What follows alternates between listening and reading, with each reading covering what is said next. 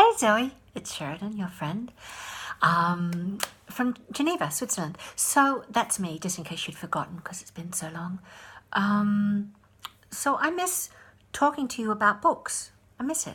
And I thought I'd have a go at sending you a videogram, like we used to make tapes in the olden days, about some of the books that I've been reading and that you've recommended. And I want to start with this one. I want to start with Emma Cline's The Girls. Oh, can you see it? Yeah, just, blah, blah, blah. So I thought I might just start with the book that I read, since sometimes, people read different books, even when they're the same book. So this one is set in two time frames. The first one is an older woman is a crisis in her life, goes to stay at a friend's beach house.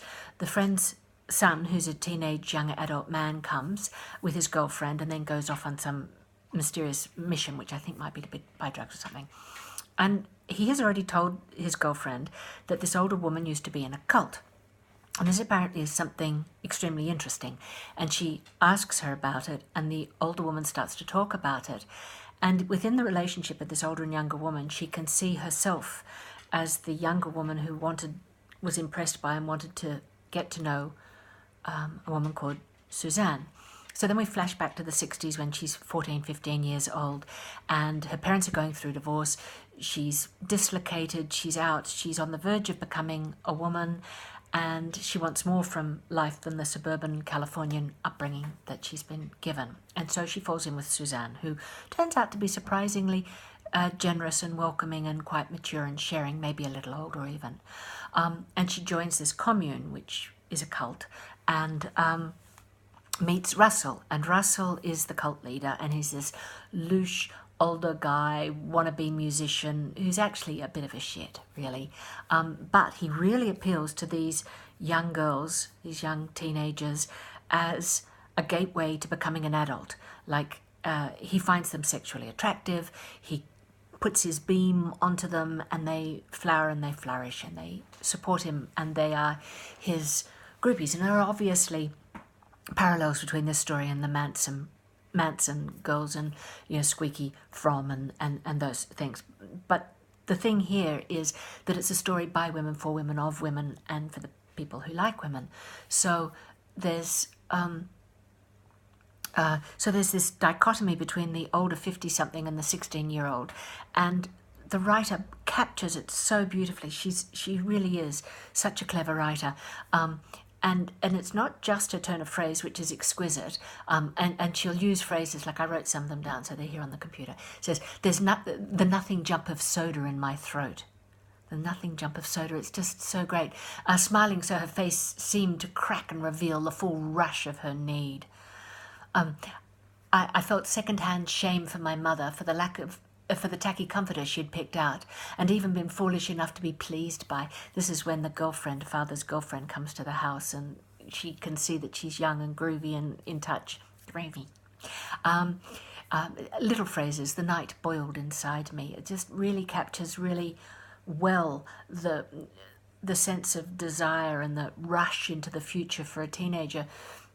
But she also captures it in a turn of phrase with the older woman as well. It took sustained, constant living to ward off decay, and that from a woman who's in a state of decay. One of the things about this book, you recommended it, totally correct. I loved it, absolutely loved it, and I loved the sort of the coiled spring of adolescence and the desire to just be and to blossom and to own and to grasp. And when I finished it, I went on to Goodreads, which I've started doing lately, and number one, 700 highest hits, was some man saying that it had nothing more to offer than Helter Skelter, the book about the Mansons, and it made me so cross. In an interview, the author has even said that she deliberately wanted to, I'm just looking back at the author's name, isn't that terrible? Just Emma Cline, that in an interview with Emma Cline, she'd said that she wanted to create a story in which men were on the periphery.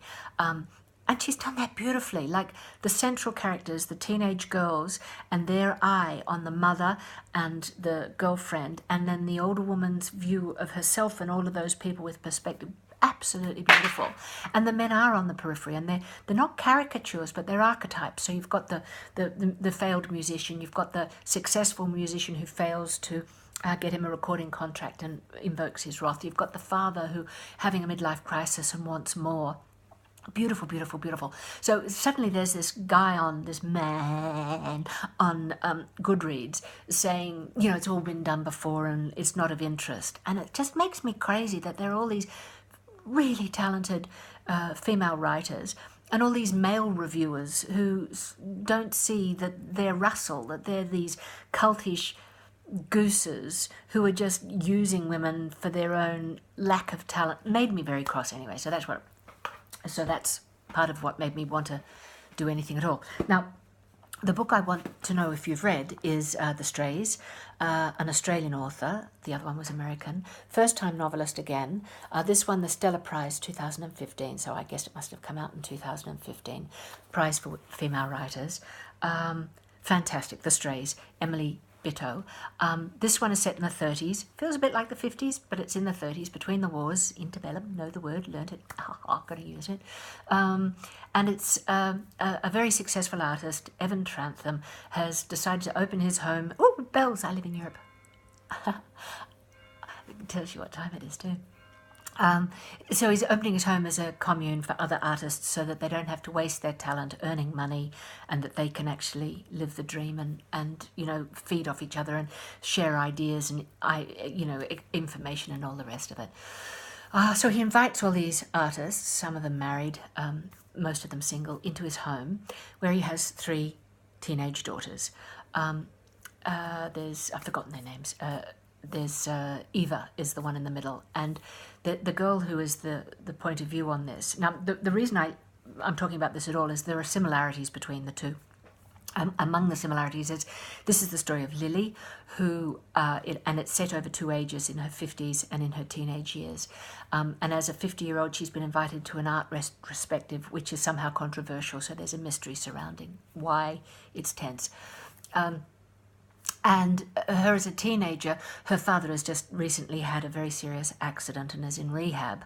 And the mother can't afford to look after the daughter. And she's befriended this bohemian teenager who invites her into her home. And so she is from a fusty middle-class background and suddenly exposed to art and ideas and music and Europeans and strange food and wine at dinner and things like that. And at first it blossoms and it's beautiful and it's an embracing into the family. And then, of course, there are young adult males in a house of teenagers and there's nudity and it all explodes into chaos. And it would be a plot spoiler to say who did who. But it does turn sour, and the sort of broader setting of these reflections is a retrospective to which she's been invited and therefore re-invited back into the fold. Absolutely loved it. Didn't have quite the same sting. Like I didn't. Now there are 2 things with this. This one I actually got as an audio book. I listened to it while I was driving across Australia. But I have actually bought it because I'm going to give it to my mother, having been born at the bottom of Montserrat in Eltham, which is an artist colony. I certainly recognised the lion dry countryside, the crackle, the sense that the whole inflammable world was about to burst. And I recognised the Australian character, and I recognised the Australian Moor, and I recognised my parents within this story. So I bought it for her. I think she'll really like it. So having listened to it, I'm not aware of things having stuck, but it did have 4 winks, and not all from one character. So you know what I think about winks. So that for me is a bit like, I think that, look, it's a good story, well told, and she's a talented writer and completely deserves the prize that she's got for it. So if you feel like reading something similar to The Girls, The Strays by Emily Bitto, very, very good. Now, I think you recommended this book to me 2 whole years ago. I think I'm a very naughty friend. I'm opening my iPad to get the cover. So this one I borrowed from the library. I've taken up reading Australian novelists through a myriad of different ways, and I'm loving the Belinda library card business. Anyway, so now I'm pretty sure this is you. Heather Rose's Museum of Modern Love. If that's not you, and I'll be amazed if it's not you, and if you haven't read it because like somebody hit you on the head and chloroformed you, you are going to love it. And also, I'm pretty friggin' pumped about the whole thing. Oh, I've just realized all my quotes for this one are on my telephone, which I'm using to record the message. So I'm going to do that in my next update. I'll do one about the Museum of Modern Love. I love you. I love you. I hope you would like to reply to this in kind. And if you don't, I understand. I look forward to hearing from you. I love you, darling. Miss you.